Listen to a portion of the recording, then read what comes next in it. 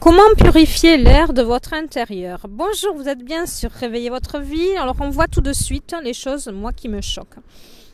Voilà, j'ai une petite ado qui était passée me voir et qui me dit comme ça: oh là là, ça sent la cuisine, tu devrais acheter du Fébraise. Alors, je dis, dis donc, c'est pas parce que ça sent la cuisine, c'est quand même des odeurs naturelles, qu'on doit forcément rajouter des odeurs comme ça, synthétiques, chimiques.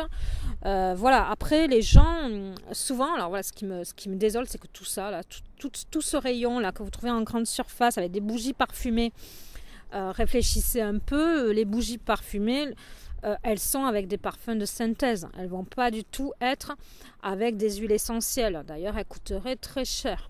Si vous trouvez des vraies bougies, enfin, sachez que des vraies bougies avec une qualité de fabrication, que ça soit dans la matière qui va être utilisée ou que ça soit dans les parfums, c'est quand même excessivement cher. Vous ne les trouverez pas en grande surface, ça m'étonnerait. Donc abandonnez ça et prenez le mieux des bougies simples, sans parfum. Alors, faire brûler une bougie chez soi, ça peut avoir des avantages parce que ça permet, vous savez, l'air circule. Et dans l'air, enfin voilà, l'air est toujours en mouvement, et dans l'air, vous avez des fines particules de poussière, hein, parce que la poussière, on se demande, mais à quoi ça sert, quoi, à nous faire le ménage. Voilà, alors je sais pas pourquoi Dieu a inventé la poussière, mais bon. Donc, la poussière va être brûlée par la petite flamme. Ben oui, parce que toutes ces particules-là, parce que des fois, vous avez des particules, que ça soit...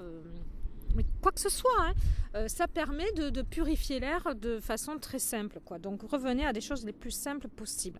Après, trouvez du vrai, alors je ne sais pas si on dit incense ou encens, vous me direz dans le commentaire comment on dit, je ne sais pas le prononcer. Donc mais ça aussi c'est assez difficile à trouver.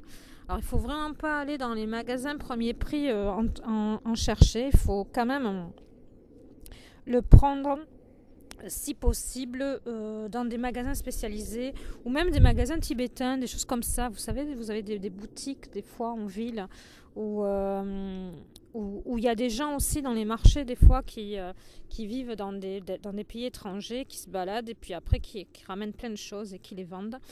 On les reconnaît quand même, hein. Il y a vraiment un emballage particulier, un peu plus soigné, etc. Ensuite, je vous conseillerais ce qui est le papier d'Arménie.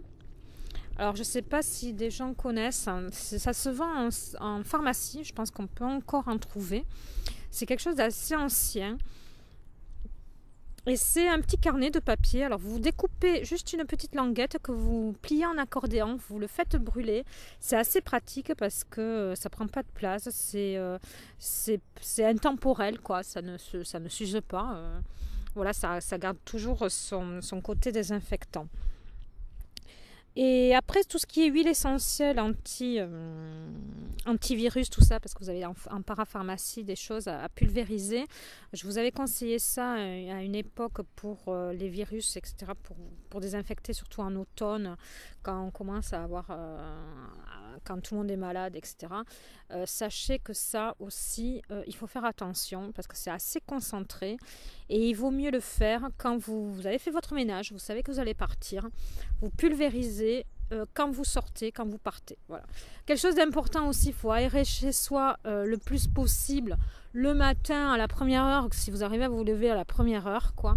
Pas quand c'est l'heure de trafic de pointe, parce que bon, moi j'ai une amie qui habite juste devant une rue très passante, et quand je la vois ouvrir la fenêtre à 9h, quand il y a le plus de voitures, j'hallucine.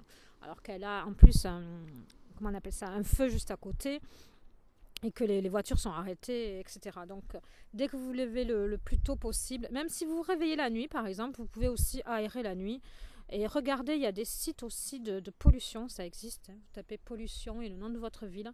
Il y a 2 ou 3 sites qui mettent la qualité de l'air Parce que la dernière fois, j'ai été très surprise parce que c'était les vacances scolaires. Donc moi, dans ma logique, j'allais rester en banlieue toulousaine et prendre le soleil, profiter de ma terrasse parce que je me suis dit c'est un dimanche, il va y avoir moins de circulation, moins de voitures. En plus, c'est les vacances scolaires. On était en milieu des vacances scolaires et finalement, on était dans un pic de pollution et je ne sais pas pourquoi, je ne l'ai pas compris. Peut-être que justement, il y avait tous les retours ou les chassés croisés ou plus d'avions, je ne sais pas. Donc voilà, après je l'ai appris par la radio qu'il y avait un pic de pollution. Oui, parce qu'il fallait rouler beaucoup plus lentement. Ou peut-être aussi que les entreprises en profitent et se disent c'est les vacances scolaires, on va dégazer, on va sortir notre merde. Et puis comme ça se verra un peu moins. Donc, qu'est-ce que je voulais vous dire? Voilà, essayez d'arrêter d'acheter toutes ces bombes-là, aérosols, pour mettre dans les toilettes. Vous mettez de la merde par-dessus la merde. Excusez-moi l'expression, mais c'est ça. Donc, c'est pas difficile de se fabriquer un pot pourri soi-même. C'est-à-dire, vous mettez de la cannelle, un bâton, des clous de girofle, vous ramassez des fleurs, vous les laissez sécher. Voilà, vous mettez des choses un peu qui se parfument. Même les pommes de pin là, quand elles sont toutes vertes, etc. dans les parcs.